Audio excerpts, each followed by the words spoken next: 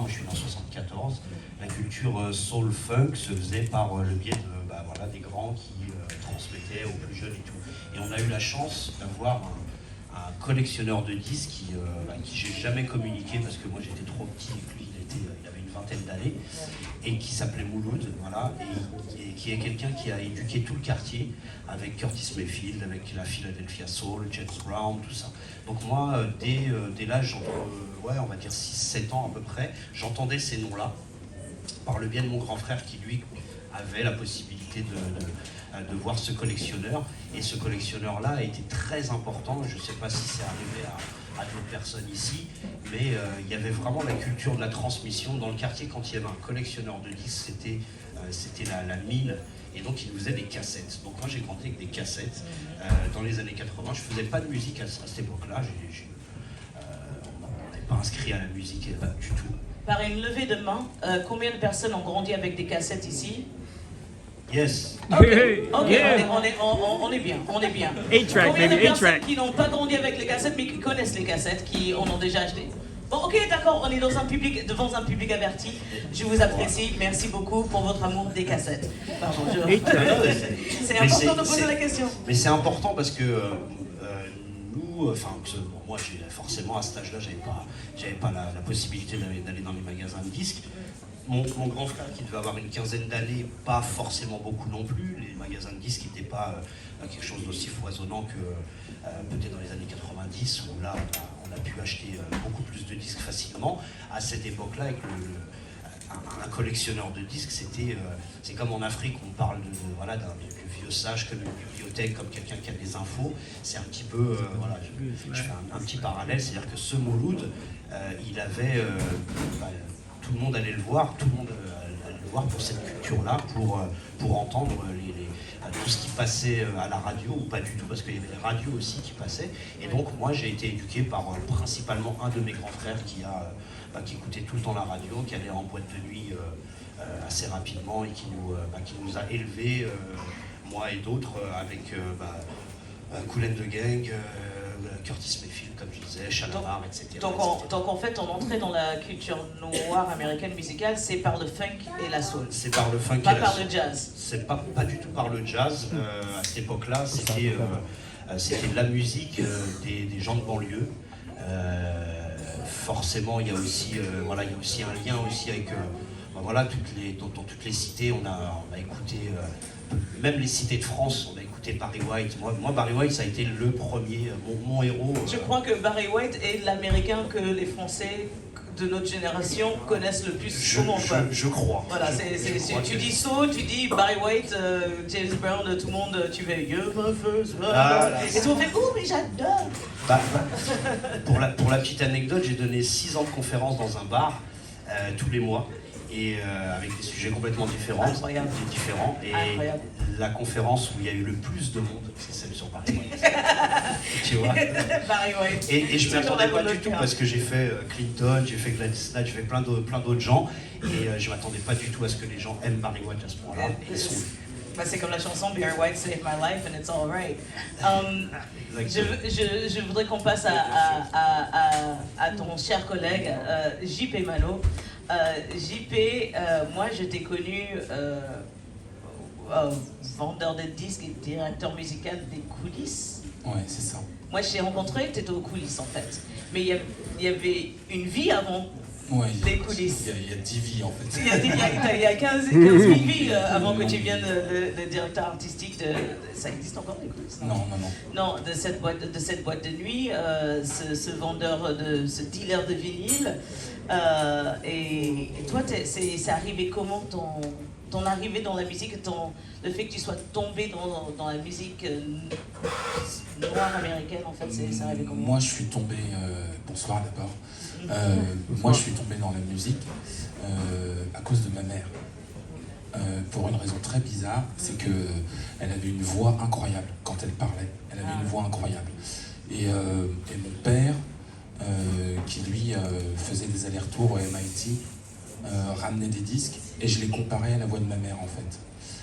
Et en les comparant à la voix de ma mère, j'achetais des disques avec mon argent de poche. J'achetais des disques avec mon argent de poche pour trouver quelqu'un qui aurait une voix supérieure à celle de ma mère. Et c'est comme ça que j'ai commencé à agrandir ma connaissance musicale. Et j'ai fait ça pendant des années. Et puis un jour, j'ai rencontré Boris. Et ça a été la révélation de ma vie, puisque j'ai changé. Qui est Boris? Boris, il faut que tu expliques. Boris, je suis très heureux de pouvoir le dire aujourd'hui parce qu'on est à la place hip-hop. Et Boris est la personne sans laquelle le hip-hop en France n'existerait pas. Clairement. Clairement. C'est le DJ qui a donné sa chance à Chabin, à Dynasty, parce qu'il était DJ lui-même. Il était fils de DJ.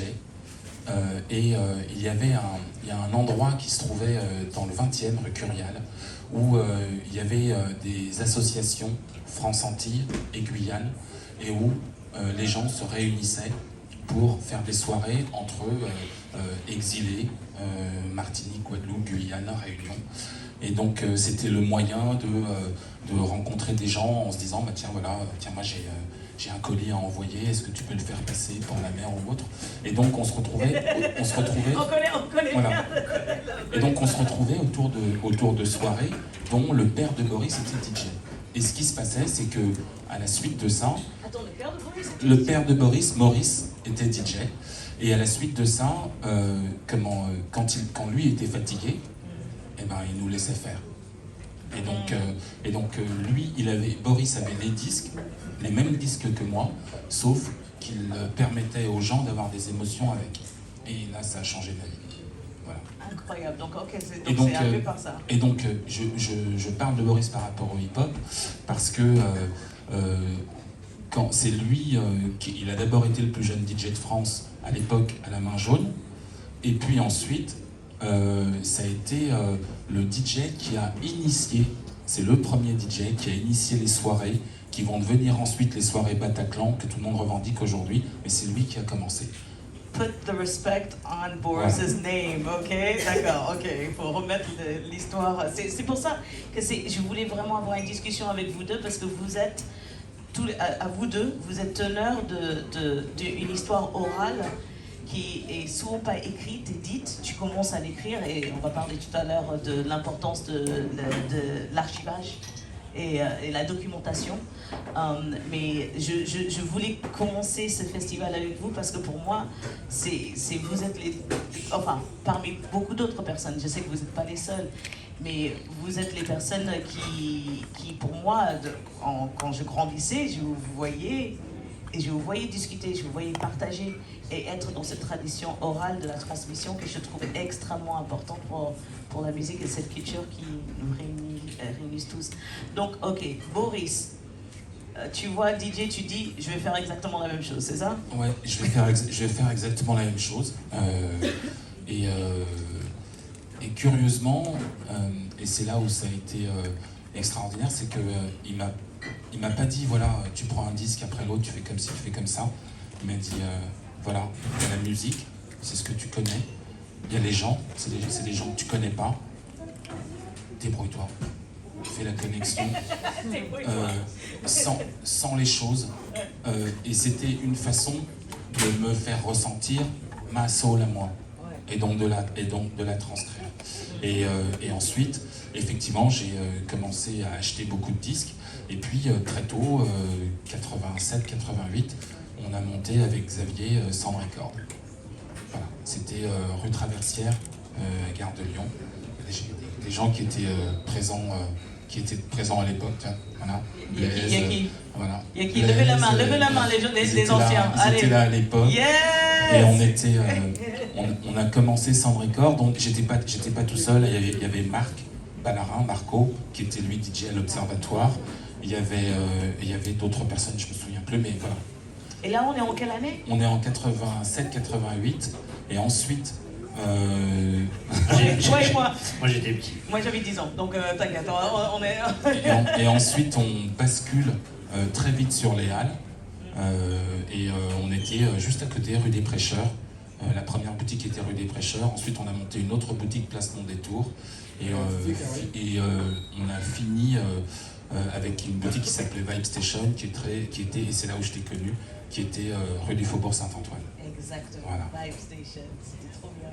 Ouais. C'était... J'achetais rien, je venais traîner. Je suis entièrement coupable d'être cette personne qui vient aux boutiques de vinyle pour rien acheter, mais pour juste écouter de la musique. C'était des centres culturels. Oui, mais t'avais quand même... C'est une centre culturelle. Ouais, mais t'avais l'avantage qu'on vendait déjà de tes disques. Oui, il y avait ça aussi. Il y avait ça aussi, mais je me suis toujours sentie très à l'aise dans ces endroits-là, donc merci. Merci parce que l'accueil a toujours été vraiment généreuse et bienveillante, toujours. Belkacem, donc de la découverte grâce à Mouloud. Mouloud et quelques autres. Mais vraiment de ses grands frères, en fait, cette figure un peu emblématique du grand frère qu'on a un peu tous dans nos têtes, qu'on aimerait tous avoir. Ce grand frère bienveillant qui fait écoute ça. Où est-ce que le saxophone est rentré en jeu? C'est ça, Il est rentré plus tard parce qu'en fait, moi, mon chemin, c'était pas du tout de faire de la musique, du tout. C'était quoi ton chemin? C'était de faire de la sociologie, t'imagines bien le truc. Franchement, la musique m'a sauvé. Non, où tes débuts en sociologie t'ont aidé à mieux comprendre la musique. Non, je crache pas là-dessus, mais disons que j'avais pas du tout décidé de faire de la musique. Ah, ok. Pas du tout. C'est-à-dire qu'en fait, il y a aussi quelque chose qui...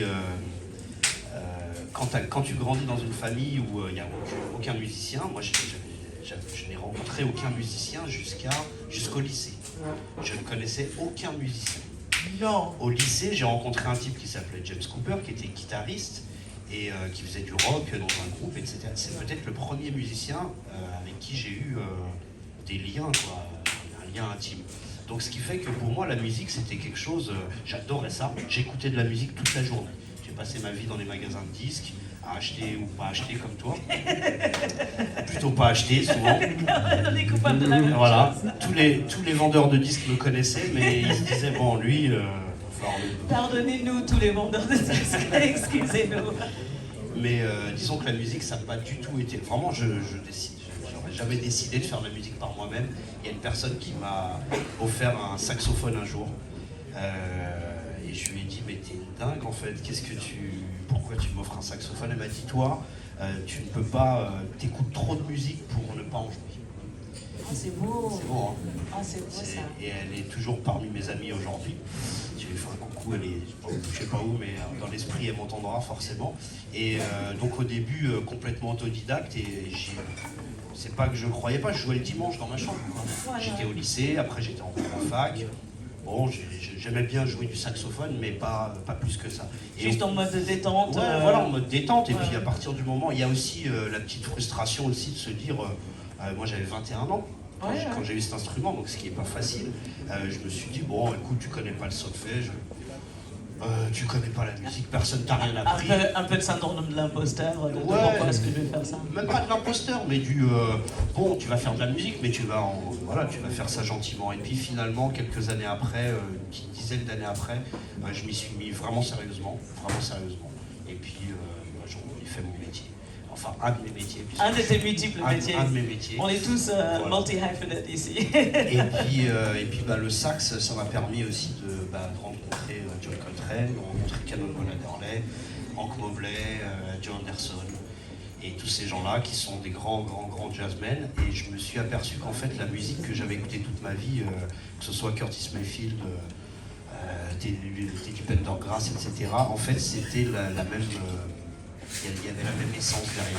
Ouais. C'est-à-dire que moi, on m'a jamais parlé de Joe Anderson ou de John Coltrane quand j'avais 14 ans. Mais quand je les ai découverts à plus de 20 ans, j'avais quasiment 25 ans, j'ai trouvé tout ce que j'avais entendu dans ma vie. J'ai trouvé exactement la même soul, en fait, la même âme. Pour ceux qui ne savent pas que le mot soul veut dire l'âme, finalement, j'ai trouvé des liens énormes entre Kool and the Gang et John Coltrane. C'est normal, c'est juste une suite, c'est une lignée. Voilà. Et c'est de ça aussi que je veux parler avec vous, parce que vous êtes deux personnes qui sont extrêmement au courant de la lignée, la ligne conductrice en fait à travers le temps de la musique nord-américaine. Moi aussi j'en sais un peu quelque chose. Je voulais imprimer un tableau que je trouve qui est extrêmement important et j'ai entièrement zappé de le faire et je m'excuse à tout le monde, mais je promets que je vais le mettre en ligne. C'est le tableau de la musicologue et ethnologue Portia K. Maltby. Elle a fait un timeline absolument incroyable de la musique noire américaine, de ses débuts jusqu'à aujourd'hui. Et c'est un timeline interactif qui a été le Carnegie Hall à New York. Ils ont levé des fonds pour créer pour mettre en interactif le timeline. C'est fascinant. Et pour moi, toutes ces musiques sont liées. Moi, ça me rend totalement dingue qu'il y ait juste des festivals de jazz où il n'y a que des trucs de jazz et qu'il y a des festivals de blues où il n'y a que des trucs... Je ne comprends pas cette séparation. Je ne comprends pas la séparation avec le gospel, je ne comprends pas parce que pour moi, que toutes ces musiques font partie d'une culture d'un peuple, en fait. Et c'est ça qu'on passe notre temps à dissocier la culture musicale nord-américaine de la culture nord-américaine, des êtres humains nord-américains et aussi de tous les êtres humains dans le monde que cette musique et que cette culture a touché. Donc moi je veux parler de ça avec vous, de ce fait. Toi, alors tu as commencé à écrire des livres quand? C'était quoi ton délire? À quel moment tu t'es dit écoute, je pense que je vais me prendre la tête à essayer d'expliquer à la France des différents courants musicaux dans un format qu'on n'utilise quasiment plus, qui est totalement en galère. Vas-y, je me lance. Oui, pardon, c'est ma voix, l'imitation est parfaite. Là, je ferme les yeux à dire comment. Non, mais je t'imagine à 3h du matin en train de... Voilà, ça a commencé en 2006 avec des conférences. Et quand je suis allé voir Momo, le patron des 9 billards, qui était un bar qui n'existe plus aujourd'hui. Le 9 billards? Oui. Mon Dieu, vous vous rappelez du 9 billards? Oui, c'était rue Saint-Maur pour les audacieux. C'était il y avait plein de billards et tout. Je suis allé le voir, je lui ai dit, bah écoute, j'ai l'intention, enfin j'aimerais bien faire une conférence sur l'histoire du rhythm and blues, de la soul, du funk. Et comme on m'avait présenté ce mec-là comme quelqu'un, il m'a dit, écoute, on a tout fait dans ce bar, donc ton concept ne m'inquiète pas du tout. Et donc j'ai fait une première conférence. 2 semaines après, James Brown meurt, et la première conférence a bien marché. Mais je pensais que c'était une conférence, enfin pour moi c'était une conférence unique, qui ne devait pas donner suite. Voilà, j'ai fait une conférence, c'est cool. Et puis quand James Brown est mort, j'ai dit, je peux pas laisser James Brown mourir comme ça. Et donc j'ai fait une conférence de 3 heures, un mois après, sur James Brown, sur son décès, sur l'impact de ce monsieur. Et puis à un moment, voilà, j'ai eu le goût, donc j'ai fait une 3e, une 4e, et puis ça fait 17 ans maintenant que je fais des conférences sur entre 60 et 70 sujets, biographie, des courants musicaux, etc. etc. Donc les conférences ont précédé les bouquins, et les bouquins sont venus pareil, avec le plus grand des hasards, d'un type qui s'appelle Nicolas Rogès. Je dois le mentionner aujourd'hui puisque il a écrit un bouquin sur la soul music. Et je me suis toujours dit, j'écrirai jamais un bouquin sur la soul music par respect pour Nicolas Rogès, parce que son bouquin est superbe, et c'est lui qui m'a introduit chez Le Mot et le Reste. Et parce qu'il m'a dit, ils veulent faire un bouquin sur le funk, mais ils ont personne, et moi je me sens pas capable. Donc, alléluia, je lui ai dit, écoute, moi je vais le faire. Et puis j'ai fait un premier bouquin sur le funk, un autre sur le disco, un autre sur le R&B contemporain. J'ai pris que des sujets qui sont... le disco et le funk, bon, voilà, les gens aiment Clinton, ils aiment Prince, ils aiment Stevie Wonder, etc. Quand tu parles de disco, hop, tout de suite, là, tu as la moitié de la salle qui dit disco, bohème, machin, non. Le disco, c'est de la soul music, et c'est du funk, et puis c'est une suite, et il y a une cohérence, et en tout cas par rapport à ce que moi j'aime. Il faut quand même dire qu'il y a quand même des gens qui ont voulu tuer le disco, qui ont brûlé les vinyles. Oui. Enfin, il y a quand même eu des mots. Là tu passes dessus comme si c'était... Non, mais je c'était juste 2-3 personnes qui étaient contre les discos. Non, carrément, le monde entier était contre les discos à l'époque. Oui, on va dire ça pour rejoindre me lance pas sur le disco. Non, je lance pas le disco. Enfin, le monde entier d'un certain couleur était contre les discos. Je vais replacer. Je vais replacer. On va dire manifestations dans les stades. Il y avait des manifestations dans les stades. Pour ceux qui ne savaient pas ça, il y avait des manifs dans des stades contre le disco. Ils brûlaient les vinyles. C'était absolument incroyable. Et ça, c'est... Bon, ça, c'est une autre... C'est là on rapporte le côté des différences du côté du racisme, en fait, dans le traitement il y a aussi un côté raciste. Donc tu as fait le disco, j'ai fait le disco, j'ai fait le R&B contemporain, c'est-à-dire le R&B des années 80 à aujourd'hui. Ça s'appelle This is how we do it, quand même. This is how we do it, comme les soirées de Comme les soirées, oui, vous vous êtes parlé de ça, non? On s'en est jamais parlé, mais en tout cas, on a choisi le même titre. Voilà. Vous êtes pas fâché? Non, on est potes avec Montel. Oui, c'est ça, Montel, il est d'accord. Et donc, voilà. Et puis le dernier, en fait, je disais ça parce que le dernier, c'est sur le rhythm and blues et c'est un peu sur les origines de la soul music. Je commence en 42 et je finis en 65. Et je parle de gens dont on ne parle plus aujourd'hui, de Ruth Brown, de Louis Jordan, des Dominos, des Drifters, des gens que beaucoup de personnes qui écoutent de la soul, du funk, n'osent même pas approcher finalement. On n'en parle pas parce qu'en fait, c'est tous ces noms-là que tu as cités, ce sont des noms qui appartiennent normalement au discours du jazz. Aussi, en grande partie. Et c'est là, mais ça c'est part 2 de la conversion, on commence à partir là-dessus. En tout cas, je suis très content d'avoir fait ce livre qui n'intéresse personne. Voilà. Bah non, bah si, parce que c'est Noël. C'est Noël, c'est Mariah Carey season. C'est moi qui ai les chiffres des ventes. T'as plusieurs exemplaires ou pas avec toi? J'ai quelques exemplaires sur moi, je suis... Donc, comme j'ai dit, c'est Mariah Carey season. Pour ceux qui voudraient se procurer le bouquin de Belkacem, il a quelques exemplaires avec lui. C'est chouette d'acheter à l'artiste. En plus, tu vas avoir une petite signature, une petite dédicace. C'est ça, tu vas dédicacer. Donc, non, mais il faut, pour moi... Personnellement, parce que je pourrais dire ça même par rapport à ma musique, je ne vends pas énormément de disques. Je pourrais dire que personne ne s'intéresse, mais on ne sait jamais qui est vraiment en train de regarder. On ne sait jamais qui est en train d'écouter. Exactement. Il suffit juste une personne à chaque fois, quoi. Mais je suis content juste après, il faut passer à JP parce que j'aime beaucoup parler. Une fois j'ai pensé à ça et je trouve que c'est une bonne formule. J'ai écrit 4 bouquins, mais pour moi j'ai écrit un seul bouquin. Voilà. Ouais. C'est 4 bouquins, c'est un seul bouquin. Ouais. Pour moi, c'est ça. Donc, il est où le coffret, donc j'ai envie de te dire.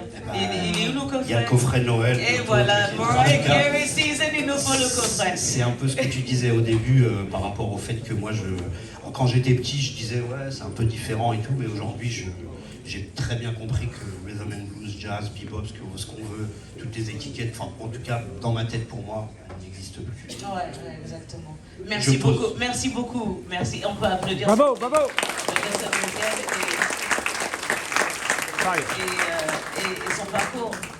JP, moi, j'ai envie de savoir, toi, tu as le rôle d'officiateur de l'ambiance avec ces galettes que tu passes. Tu nous fais danser, tu nous fais découvrir plein de choses. Non. Non, jamais? Non. Non, jamais. C'est pas du tout le rôle de... Non, c'est pas mon rôle. C'est pas ton rôle. Alors, c'est quoi ton rôle? Mon rôle, c'est de faire en sorte que les gens, ensemble, interagissent, vivent des émotions. Et mon travail, c'est de trouver le lien entre les gens. Parce que ce qui fait une bonne soirée, c'est qu'on s'amuse tous ensemble, pas chacun dans son coin. Exactement. Donc, moi, mon travail, c'est de faire en sorte que les gens puissent interagir les uns avec les autres. Et plus je fais grossir le nombre des gens qui interagissent ensemble, et mieux je fais mon travail. Mais ça passe pas forcément par faire découvrir de la musique. Je dis ça parce que je suis absolument fan de plein d'artistes.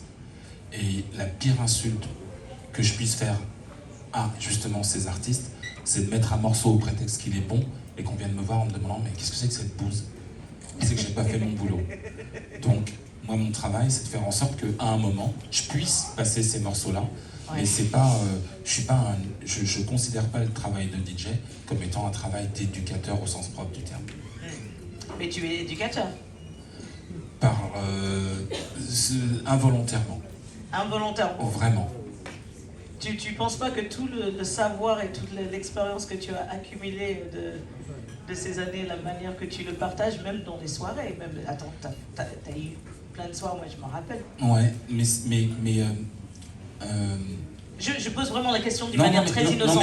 Mais si parce qu'on n'a jamais eu cette discussion. Ouais, on n'a jamais eu cette discussion, mais c'est la même chose pour les musiciens. Les musiciens de jazz n'étaient pas guidés par leur inspiration, ils étaient guidés par les gens qui dansaient. Ouais. Moi, c'est pareil. Si on remonte dans l'histoire, quand les esclaves avaient des danses de combat aux Antilles, le damier, le ladja ou la capoeira, on pouvait pas dire bon bah maintenant on va faire de la musique pour que les gens fassent de la capoeira. Il fallait déguiser leurs entraînements en danse. Et donc c'était le musicien qui était inspiré par ce qu'il voyait. Quand il y avait un moment où l'ambiance montait, et Couleur qui a fait exactement la même chose, et ben il a augmenté les parties rythmiques pour justement répondre aux injonctions des corps. Et c'est pour ça que je dis que la façon dont je me place moi en tant que DJ, c'est un facilitateur, et par contre, effectivement, de faire le travail de recherche qui me permette d'avoir 3, 4, 5 morceaux que je vais pouvoir mettre et qui sont la synthèse de ce que les gens ont vécu. Et en général, c'est les morceaux qui marquent. Alors effectivement, ça fait de moi un éducateur parce que je suis capable de me dire tel morceau, à tel moment, va correspondre à ce que je vois et donc va marquer les gens les uns avec les autres. Mais je peux pas faire le travail inverse. Ouais. Surtout qu'en tant que DJ, je mets la musique des autres, quand même. Faut pas l'oublier. Oui, mais c'est quand même un art de savoir mettre des gens sur une piste de danse. Pendant des heures. Franchement, j'ai du mal à en juger. T'as du mal, oui, ouais, parce que tu es très humble. C'est très difficile, c'est un art de dire, ok, pendant 5 heures, je vais vous faire ressentir des choses avec des disques, de la musique des autres artistes que je passe, mais c'est une sélection qui passe par toi, c'est toi le prisme. C'est ton esprit, ton oreille, ton observation qui fait que tu sais mettre les chansons dans cet ordre-là, qui font que moi je me rappelle, il y a des soirées où je suis allée, je pense que j'ai dansé 4 heures de suite, avec des talons de 12. Oui. Et j'ai eu très mal aux pieds, et je m'en foutais. Non mais c'est ça un bon DJ, excusez-moi, pour les gens qui mettent des talons, quand tu as mal aux pieds et tu es toujours en train de danser, c'est que le DJ est très bon. Yeah. Fire. Et même si tu es malgré toi éducateur, moi j'ai découvert ma culture, des chansons, des choses qu'on passe pas aux États-Unis parce que les pays se développent différemment. Chaque ville a son son. On a tous les deux, toi-même et moi, participé au projet 22 Tracks qui était vachement bien, qui est malheureusement un projet défunt, mais c'était un site où il y avait des êtres humains qui faisaient des playlists. Donc, il y avait des genres différents par ville. Il y avait à peu près 18 ou 20... C'est simple, il y avait 22 personnes et 22 genres. Donc 22 genres, dans 22 chansons par mois, dans 22 pays différents. Enfin, voilà, c'était que 22. Et donc, à Paris, JP s'occupait de funk et soul. Non, c'était quoi? Soul R&B. Soul R&B, et moi je m'occupais du jazz. Et le truc génial de ce site, c'était tu pouvais cliquer sur Berlin et tu cliques sur la playlist jazz et tu as la vision d'une autre personne et tu as la ressenti de cette vibe-là, de cette personne. C'est vraiment dommage, c'est Spotify qui a tué ce site. Bon, ça c'est un side vibe. Mais je veux revenir au fait que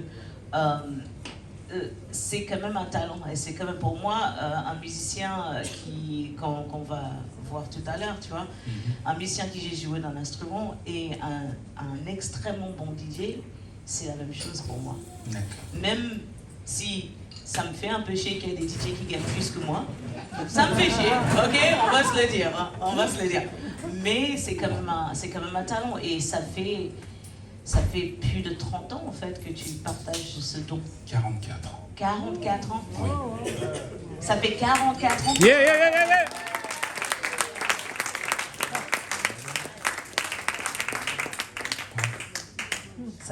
J'ai commencé par des booms. Hein. J'ai fait des booms du mercredi après-midi. Okay. Pour toi, quand est-ce que tu as vraiment vu arriver la soul en France? Enfin, la soul des années, on va dire, des années fin 50s, début 60s, quoi. Est-ce que c'est là, attends, je pose la question à celui qui est... C'est à peu près là qu'on dit que c'est la transformation de la soul, l'arrivée de la soul? On va dire oui. À partir du jump blues en 49 Au début des années 60, on commence à se voir. Ok, d'accord.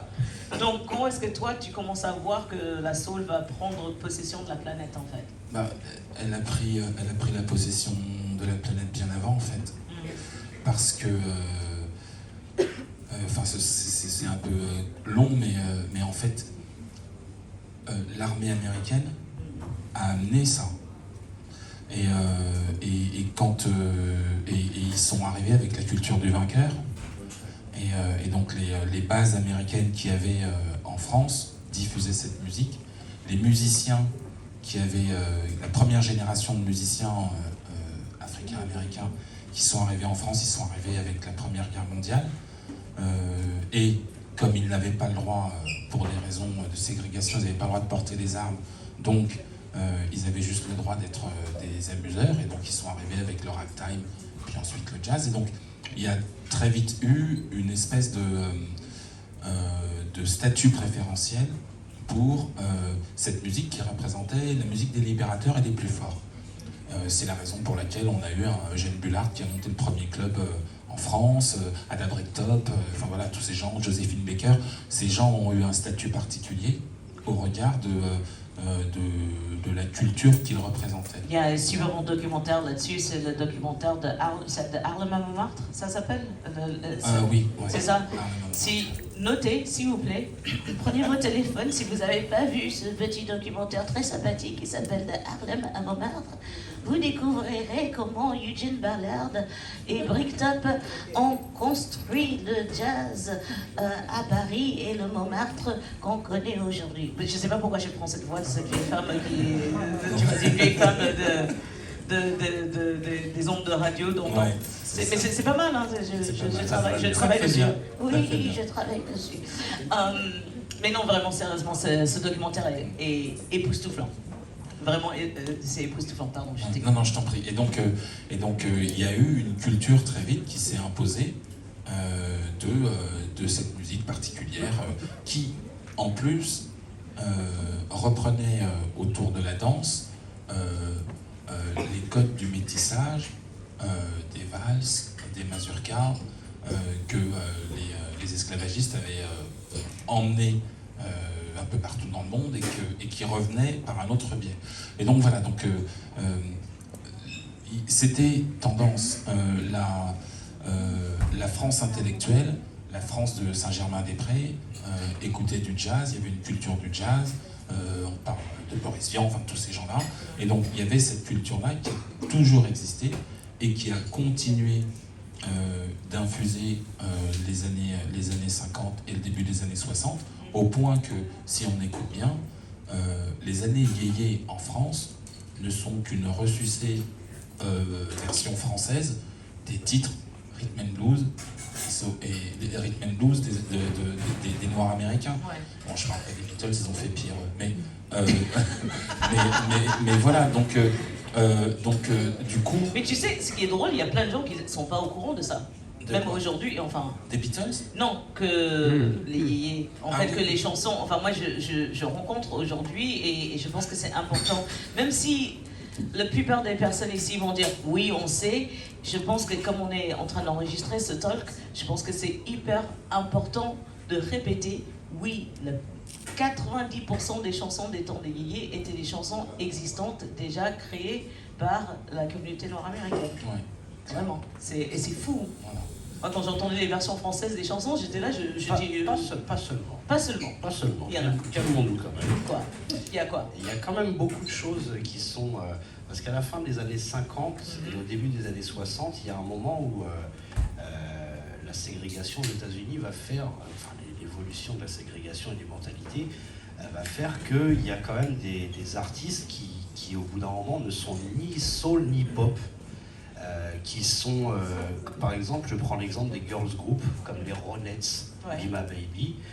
Ça, à quel endroit on le situe? Ce sont des jeunes noirs qui vont jouer de la musique composée de manière complètement pop.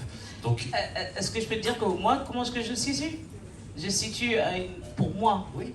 De mon point de vue et de la manière dont on parle dans ma famille de ces girls group noirs qui étaient obligés de sonner comme des blanches. C'était exactement ça. On était obligé de s'aseptiser pour plaire au public blanche, pour gagner de l'argent, parce qu'on était toujours encore dans une manière de penser des race records, quoi.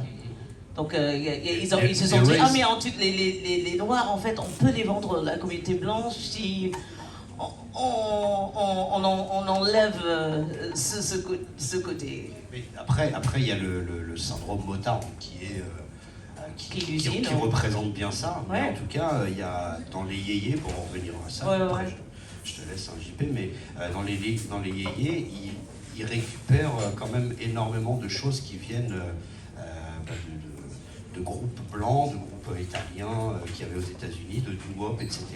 Alors il y a, je pense, à la fin des années 50 et au début des années 60, pendant quelques années, une période, et d'ailleurs, après, j'arrête avec ça, il y a le Billboard qui est le magazine de référence. Au bout d'un moment, ils ont arrêté carrément, pendant quelques années, de faire un classement soul, parce que de toute façon, les disques produits par Motown, produits par les Ronettes, oui, la soul a pris le dessus du monde, c'est un son qui... C'est juste l'argument pour dire qu'au bout d'un moment, tout le monde était classé dans le même... dans le même classement, c'est-à-dire que ce soit des artistes noirs ou des artistes blancs, ceux qui vendaient étaient classés dans le même... Donc on a considéré à un moment qu'il n'y avait pas énormément de différence entre la musique entre la pop des noirs et la pop des blancs. Et c'est ça qui est arrivé en France par les yéyés. Donc ce qui fait que quand on regarde, et je pense qu'il y a une personne ici qui connaît un petit peu d'humour par rapport à Sylvie Vartan. Hein, tu vois, là, pourquoi? Qu'est-ce qu'il y a comme humour par rapport à Sylvie Vartan? Il y a un moment où je m'étais pris un peu la tête à récupérer, à recenser toutes les reprises de Sylvie Vartan. Pas seulement. T'as fait ça? J'ai fait ça. mais t'es qui en fait? J'ai un témoin, donc ça va. Hein, mais après, au bout d'un moment, c'était un gimmick rigolo. Mais que ce soit Claude François ou que ce soit tous ces gens-là, ils ont pris bien sûr chez Motown, mais pas seulement. Mais après, j'avais. Donc on était au temps des... Ouais, merci.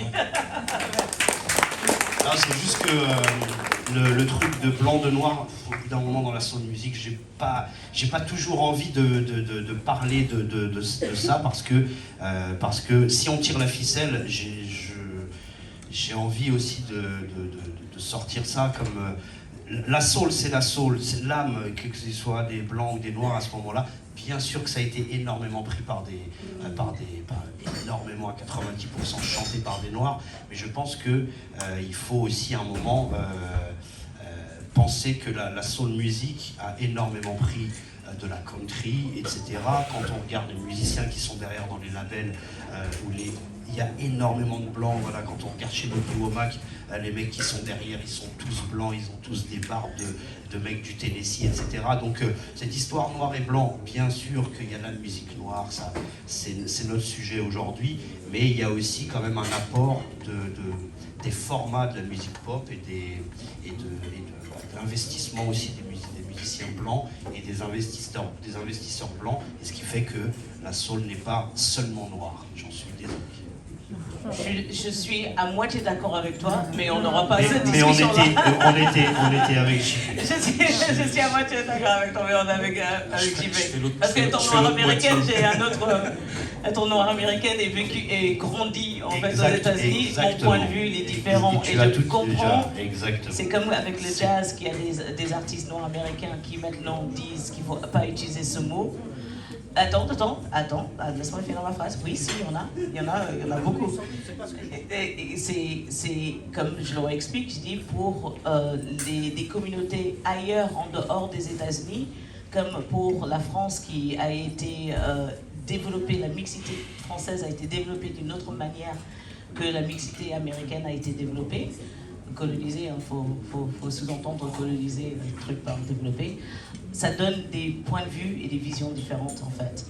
Donc en fait, je comprends très bien que mes amis noirs américains veulent dire que jazz, il ne faut pas utiliser ce mot. Ce mot a été donné par les blancs pour définir notre musique et notre culture et notre musique classique, enfin tu peux black classical music. Et je comprends aussi que le jazz est célébré et créé par tout le monde et que c'est une musique qui est née de plein d'autres influences. Donc c'est pour ça. Moi je pense qu'il faut surtout dire que oui, ça vient de la communauté noire et qu'il y a plein de gens qui ont participé aux choses. Je sais que Après, vraiment, je vais vraiment arrêter JP. Parce que là, les gens vont dire il est malade ce mec. Mais en fait, quand j'ai fait ce bouquin, j'ai principalement, enfin j'ai tenu absolument à ce qu'il n'y ait que des artistes noirs. Donc mon argument, il faut le comprendre aussi. C'est-à-dire que le rhythm and blues a eu un chemin vers le rock and roll, et moi j'en ai entendu beaucoup parler par le biais de justement d'Elvis Presley, etc. Et j'ai absolument fait en sorte de ne mettre que des artistes noirs. Donc comprends juste mon propos comme une petite nuance et non pas. Et pour moi, je n'écoute quasiment que des artistes noirs. Non, je l'ai compris comme une nuance, mais c'est une nuance qu'il faut clarifier, que c'est une nuance de quelqu'un qui a grandi dans ce pays. Tu vois, et que si on a cette même discussion... Je pense que des fois c'est bien aussi qu'un japonais, un français, un allemand écrivent sur la musique noire, parce que c'est peut-être un peu moins douloureux. Non, c'est juste, on a tous notre point de vue, on a tous les différentes manières dont ça nous a touchés. Je pense que ce genre d'argument, pour moi, en tant qu'artiste française noire et d'origine noire américaine, ce genre d'argument est la raison pour laquelle on est seulement en 2023 avec un premier festival autour des scènes soul françaises. Donc c'est pour ça que moi j'avance toujours très doucement dans ce truc de dire de la mixité je fous le bordel par la JP, il est plus gentil que moi. Non, mais je préfère clarifier.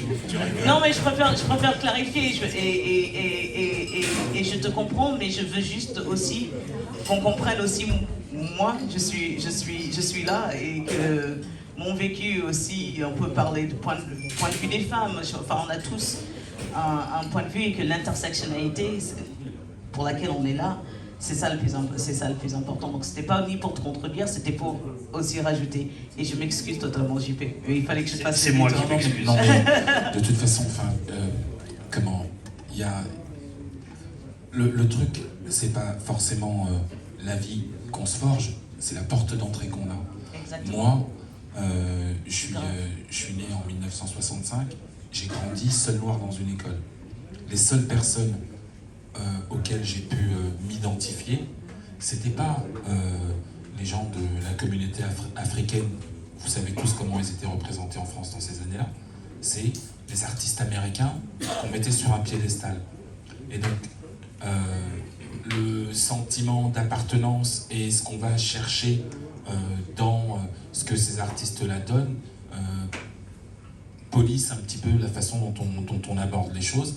Et il y a aussi un truc qui est très vrai, c'est que quand tu entends un artiste chanter en concert, dans un concert, s'il fait un concert à Paris, tu prends cet artiste et tu l'emmènes au fin fond de son quartier natal, du Queens, de Memphis.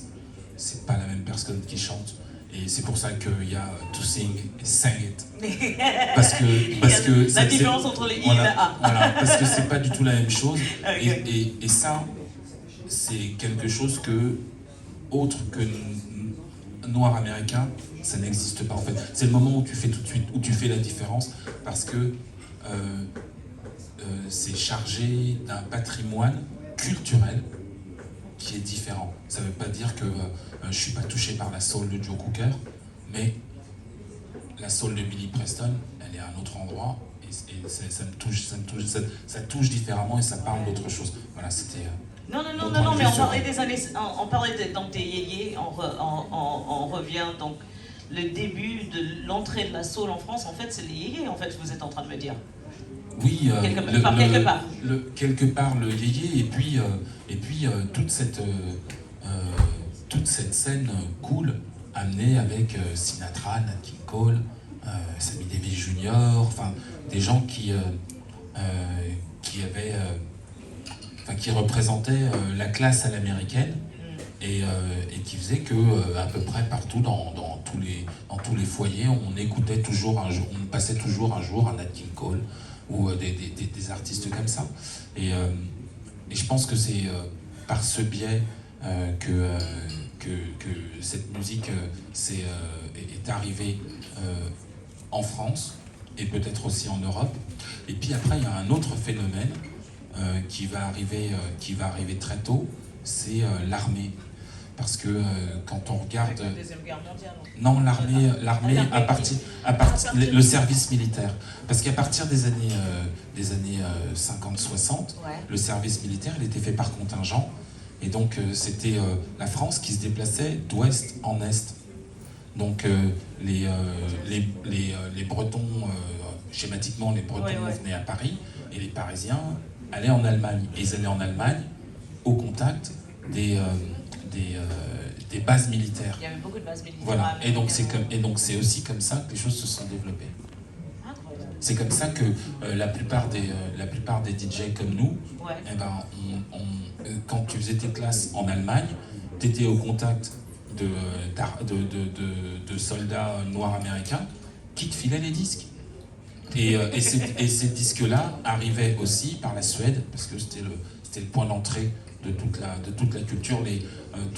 Toute la culture arrivait par bateau par la Suède, et donc on pouvait aller en Suède chercher des disques, et surtout on était au contact de la culture musicale afro-américaine par le biais des bases.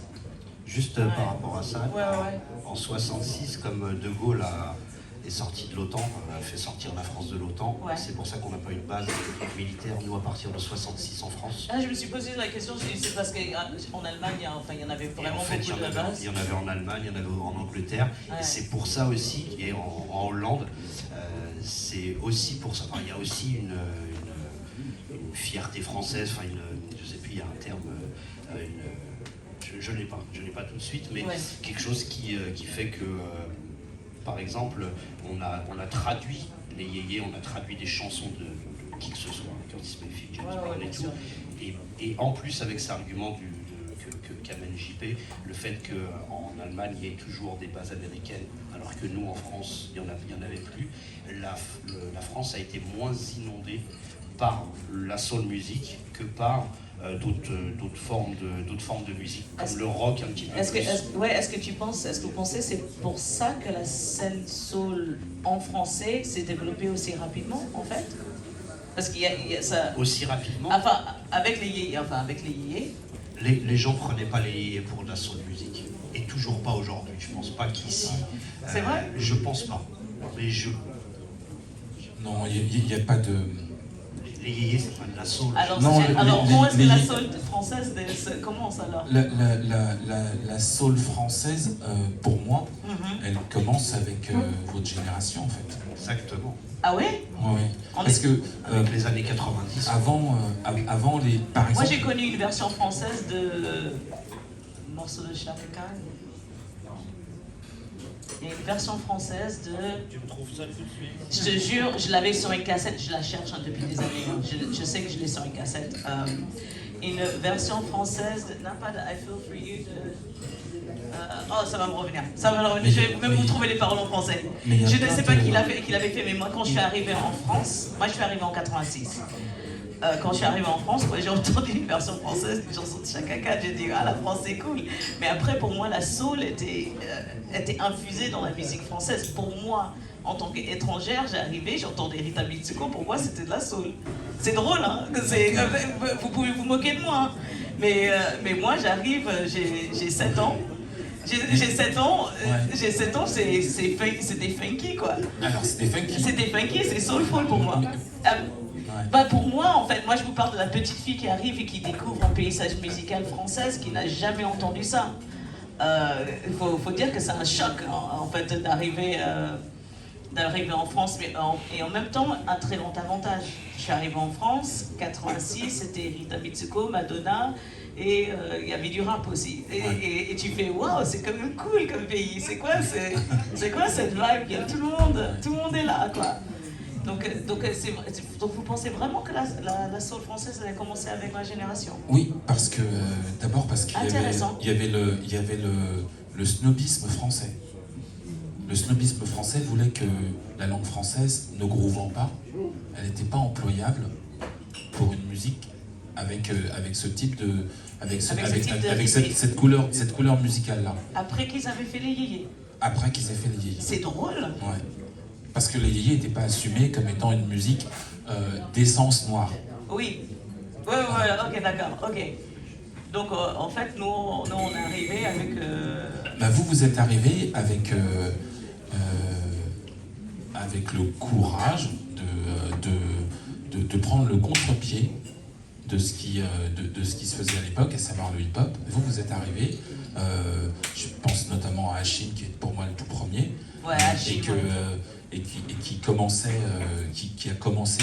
qui faisait ses premiers spectacles. Bah oui, parce que One Rosoff, il chantait en anglais. Même en français. Même les chanteurs français aussi. Oui, les chanteurs français aussi. Parce que moi, je me rappelle d'avoir vu quand j'étais petite, on arrivait en France. C'était un peu après déjà. Hachim, je me souviens des premiers showcases qu'il faisait au Rayon Vert à l'époque. Au Rayon Vert? C'est quoi le Rayon Vert? C'était un club, place de la Contrescarpe, dans lequel je mixais. Tu connais tous les clubs de Paris, de toute façon. Retracer la vie de JP Mano, c'est connaître tous les clubs de Paris. Voilà. Et donc, et même pour ça, ça a été compliqué. Ça a été compliqué parce que déjà, le rap en français, auquel les uns et les autres se sont essayés, le rap en français, personne n'en a voulu. Jusqu'à ce que, comment il s'appelle, Jacques Lang impose le fait qu'il y ait un certain pourcentage de... La loi des 40%. Personne ne voulait rapper en français. Des gens comme JM, comme Demi Rapporti ou des gens comme ça, ou même Lionel D, c'était des extraterrestres en France. On se moquait d'eux, vraiment. On les prenait pas au sérieux. Rapper en français, Johnny Go et Destroyman, des gens comme ça, c'était pas des gens qu'on prenait au sérieux dans le rap. Et la plupart des Français qui voulaient un peu rouler des mécaniques, ils apprenaient leurs textes en anglais. Et du coup, ceux qui ont assumé le fait de chanter en français, c'est quand on a commencé à voir de plus en plus, peut-être par imitation de ce qui se faisait aux États-Unis, on a vu des rappeurs avec des featuring chantés. Et donc les rappeurs français ont commencé à mettre en place, à inviter, et on voyait des featuring de chanteurs ou de chanteuses. Et voilà, et c'est comme ça. Et c'est là que ça s'est développé, parce que le R&B, comme la soul, là je parle en tant que DJ, personne n'en voulait en vérité. Personne n'en voulait, ça intéressait personne. Ça intéressait personne parce que c'était, même en termes d'image, ça avait un caractère trop soft, trop policé. Et donc ceux et celles qui voulaient s'identifier dans quelque chose de revendicateur, ils étaient soit dans le hip-hop, soit dans le funk, mais la soul, ce qu'on appelle la musique guimauve, les gens ils en voulaient pas. Ils appelaient ça la musique guimauve? Luther Vandross, on n'en voulait pas à l'époque. Mais Luther Vandross est un être humain, un chef-d'œuvre, c'est un monument vocal à lui tout seul, c'est une montagne que personne ne peut atteindre le sommet. Il y a eu quand même des personnes dans les années 70 et 80 qui ont... Dis-moi tout. voilà, après il y en a peut-être qui vont bondir sur leur chaise, mais Michel Jonas et Véronique Sanson et Michel Berger. Il y a un type de Françoise Hardy qui s'appelle Musique Soul, qui est exceptionnel. Voilà, donc il y a quand même des choses qui se sont faites, même dans le funk, parce que si on a décidé de séparer funk et soul, même dans le funk, il y avait quand même des choses produites par François Feldman et autres. François Feldman avant qu'il devienne une star du top 50 et de la variété. Il y avait quand même dans les années 70 et 80 beaucoup de disco. La France est une grande nation du disco quand même. C'est pas rien. Et je pense qu'il y a eu quand même des petites tentatives quand il y a la FM qui s'est spécialisée funky un morceau de Michel Jonas qui doit dater de 85, un truc comme ça. Nous on le prenait, enfin voilà, on parlait des. C'est arrivé par les instrumentaux en fait, c'était pas autant des chanteurs, c'était autant des voix. Ouais, c'est arrivé par le groove, mais on comprenait quand même que ce soit Michel Jonas, Véronique Sanson, et bon, ils avaient quand même essayé un petit peu d'approcher le style. Ouais. Mais réellement, comme moi j'appuie JP là-dessus, c'est vraiment les années 90 qui ont vu arriver. C'est la loi des 40% en fait, qui a switché. Ouais, Hachim, il chantait en français avant les lois des 40%, et c'était vraiment le seul. Et il y a eu une difficulté, vraiment, là, ce qui disait JP, c'est clair. Il y a eu le hip-hop, le rap, vraiment, a été beaucoup plus promu par les labels, par les médias, etc., comme il disait, que le R&B. J'en sais quelque chose. Il y a une dame qui a écrit un bouquin, je ne vais pas écorcher son nom, la pauvre, sur le R&B français. Sensible, c'est ça Rado. Je sais pas. Roda, ouais, je veux pas écorcher son nom, la pauvre, je sais pas si elle est. Enfin, en tout cas, on s'est envoyé des petits messages, j'aimerais bien un jour la rencontrer, parce que moi j'ai fait un truc sur les États-Unis, mais elle a fait un truc sur la France, et c'est vrai que entre Hachim, entre tout ce qui s'est fait, même Native qui ont eu un succès du top 50, je pense que c'était les premières tentatives, et puis après, dans les années 90, il y avait quand même pas mal de choses, jusqu'au R&B de Rude, comment il s'appelait, Matt Houston, voilà, tous ces gens-là. Même plus tard, Kenza, Farah, Sherif Halouna et tout ça, elles ont approché le R&B. Est-ce que, après, c'est des histoires de goût, mais réellement, il y a une scène R&B française, et c'est ça c'est vraiment pour appuyer le propos de JP, c'est vraiment ça qui a amené une sorte de soul à la française. Et après, voilà, on a toi, on a Sly, on a Lisa Spada, Laetitia Dana, je crois qu'elle s'appelait, et plein d'autres. Il y a plein de gens. Et il y a eu aussi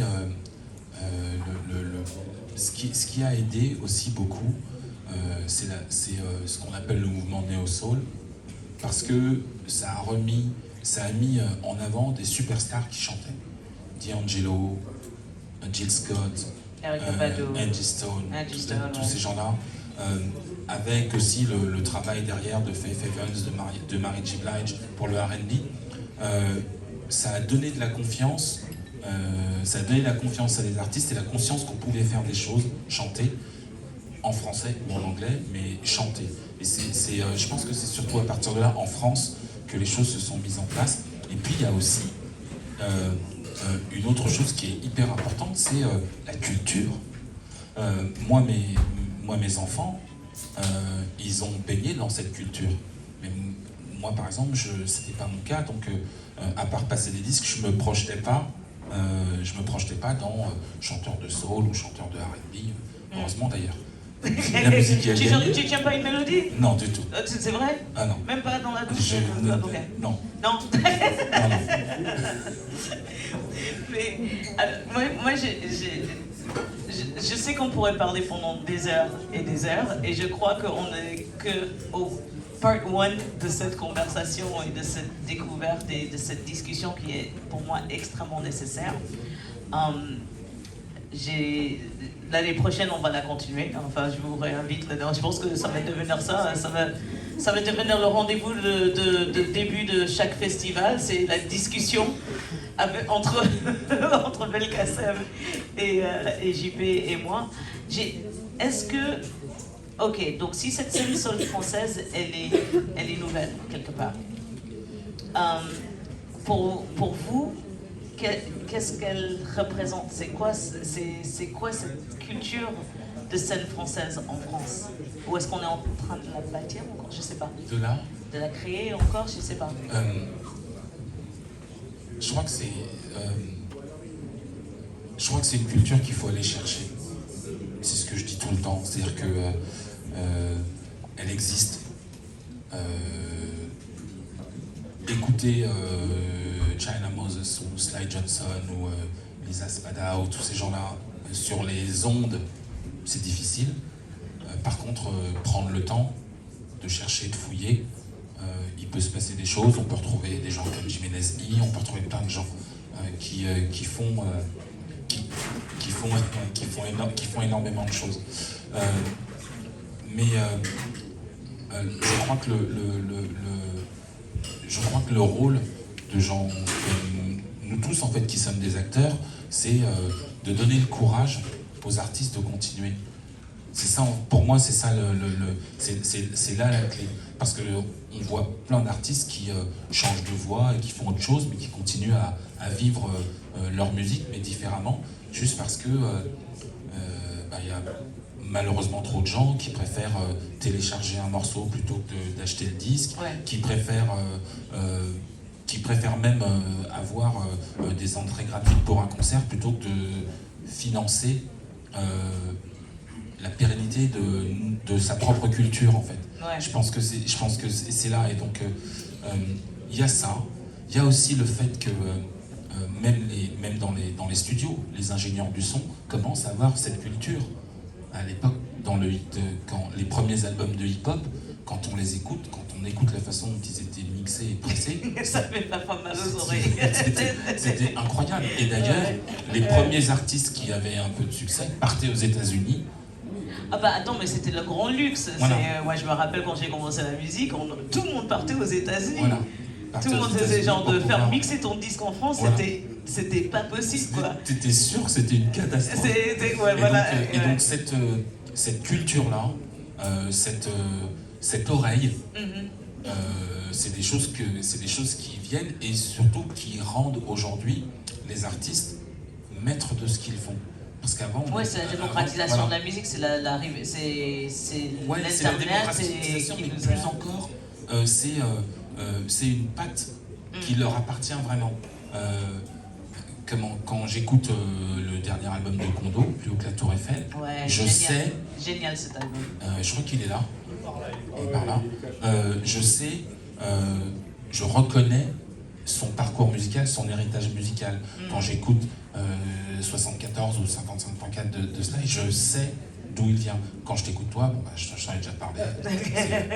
C'est comme si tu avais une pancarte. Mais, et même nos enfants, et là c'est le DJ qui parle, même nos enfants, toutes races confondues, même nos enfants, dans leur expression corporelle du rapport à la musique, ils ont quelque chose de plus que nos générations n'avaient pas. Ouais, c'est une universalité en fait qui s'est développée par l'accès en fait. C'est ça. C'est la rapidité d'Internet qui nous a rapprochés dans nos sons. Oui, puis même les parents. Il n'y a plus de frontières. Enfin, les gens de 40 à 50 ans et qui sont fans de cette culture, et on est de plus en plus nombreux, et on a tous écouté, quand nos enfants écoutent un morceau de Marvin Gaye, même s'il est samplé, ça leur rappelle quelque chose, quoi. Ouais. Ça leur rappelle quelque chose, et donc ça fait partie de leur ADN maintenant, beaucoup plus. Ouais. Donc, et pour toi, Belkacem, c'est quoi la culture? C'est quoi ta culture soul? C'est quoi la culture soul pour toi? Je sais que c'est une grande question. C'est une grande question. Ouais. Je vais peut-être pas parler pour moi, mais je pense que... je pensais à ça pendant que tu étais en train de parler, JP. Je sais que dans les années 60, la force de frappe de la communauté noire américaine, toute confondue, n'était pas la même que celle des années 80. Et je pense que si la génération dont on parle à l'instant des années 90 a pu être un petit peu plus imprégnée par la soul en France, c'est parce que au milieu des années 80, le travail qui a été fait par par des producteurs comme André Harel, par exemple, qui a créé un label qui s'appelle Uptown et qui avait comme espèce de slogan Ghetto Fabulous. Voilà, ce truc de Ghetto Fabulous. C'est-à-dire le ghetto est fabuleux. On a toutes sortes de choses dans notre ghetto, mais par contre, cette culture qui a brillé par le biais des Menace to Society, du flic de Beverly Hills, de la NBA qui est arrivée, qui a fasciné tout en France. Par exemple, à mon niveau à moi, dans les années 80, quand on faisait du sport, on faisait du foot, bon, un peu de tennis peut-être, il y avait du rugby, etc. Dans les années 90, un peu plus tard, tout le monde faisait du basket. Tout le monde est voilà, tout le monde s'est mis au basket. Exactement. Tout le monde s'est mis au basket, tout le monde avait des pumps, des grosses pumps, là, les oranges, là, les baskets horribles.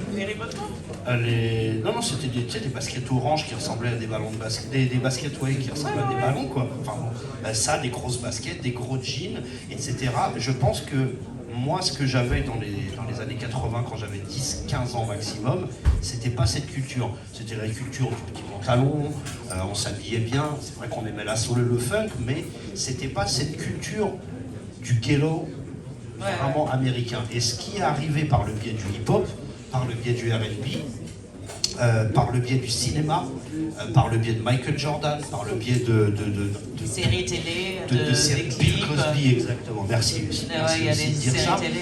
Toute cette culture a participé, c'est mon point de vue en tout cas, a participé au fait que nous, les gens qui avons, et puis même les plus jeunes, comme il disait JP, on s'est pris le Prince de Bel-Air. On rentrait de l'école pour, peut-être pas moi, parce que j'ai regardé un petit peu, mais peut-être ceux qui ont entre 5 et 10 ans de moins que moi, quand ils rentraient après le collège, c'était l'épisode du Prince de Bel-Air. Et puis on commence à écouter Public Enemy, et on commence à écouter Jodeci et Belle Biv DeVoe qui nous impressionnaient parce qu'il y avait... Alors, c'est pas de moi que je parle. Moi, j'ai connu cette mouvance, mais j'étais trop intoxiqué par George Clinton et Prince pour rentrer pour faire attention à voilà, ça. T'es arrivé après. J'ai pas pris de LSD, hein, c'est pas ça que je suis en train de dire.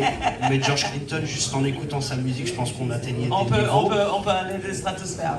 Mais j'ai adoré ça aussi parce que c'était la culture plutôt de mes potes qui avaient quelques années de moins que moi des fois.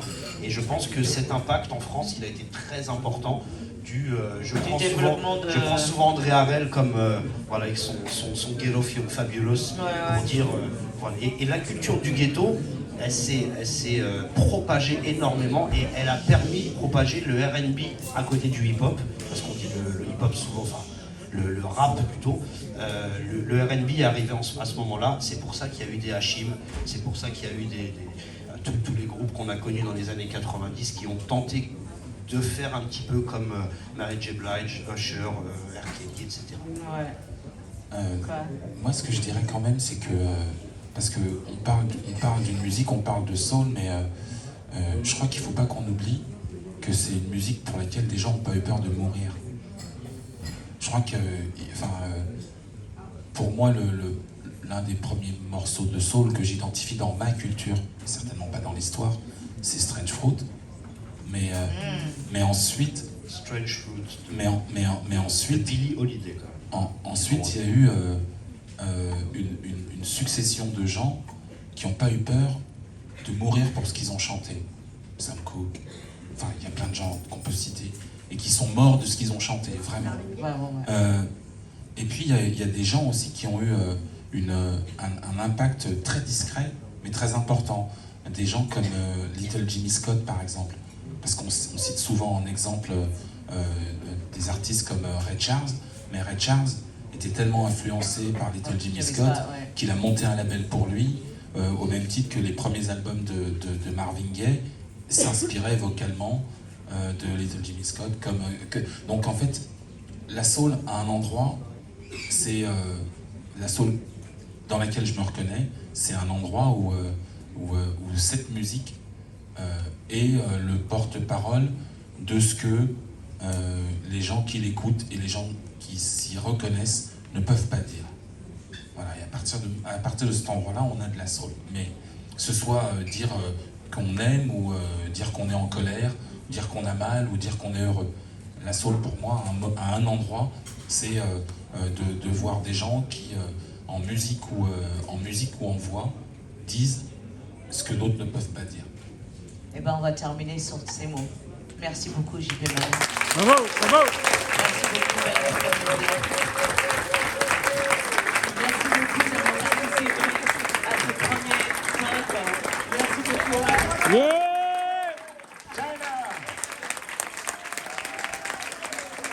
Merci beaucoup d'être venu tôt participer à ce premier talk. On va laisser place à la musique Lingo Lingo qui va s'installer pour nous passer du bon